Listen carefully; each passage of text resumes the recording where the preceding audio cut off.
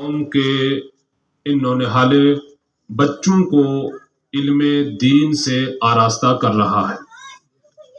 دین کی روشنی ہمارے معاشرے کے اندر، ہماری قوم مسلم کے اندر پھیلانے کا ایک ذریعہ یہ مدارس اسلامیہ ہے، اور جس عظیم علم کو حاصل کرنے کے لیے یہ طلبہ مدارس کے اندر آتے ہیں، وہ عظیم علم وہ ہے کہ جسے خود رب تبارک و تعالی نے فرمایا کہ یہ نور ہے۔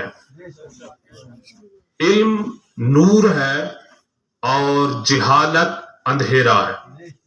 علم کا نور اگر کسی صاحب ایمان کے پاس ہوگا تو وہ عبادات کے معاملے کو بھی پہچان سکتا ہے، وہ انسانی حقوق کو بھی پہچان سکتا ہے، وہ سارے معاملات کو علم کی روشنی میں ان کے فیصلے کر سکتا ہے۔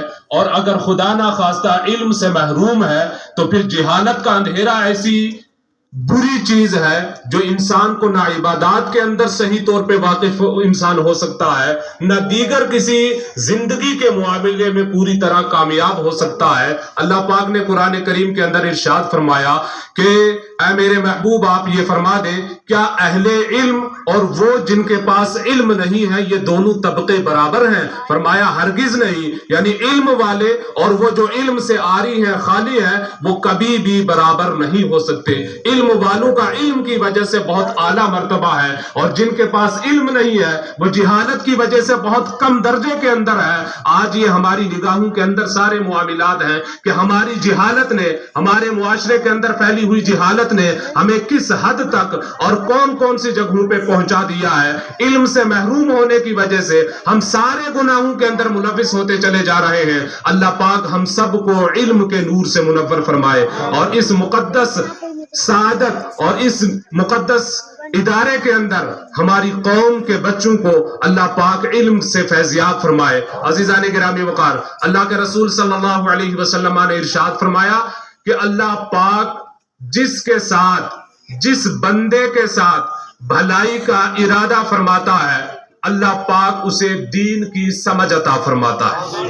یعنی جس بندے کو اللہ پاک دین کی سمجھ عطا فرماتا ہے، یہ جان لے کہ اللہ پاک نے اس بندے کے ساتھ بھلائی کا ارادہ فرمایا۔ اور جو بندہ علم کے نور سے محروم ہے تو وہ یہ سمجھ لے کہ اللہ نے اس کے ساتھ بھلائی کا ارادہ نہیں فرمایا۔ یعنی ہمارا جاہل ہونا یہ اللہ کی رحمتوں سے محروم ہونا ہے۔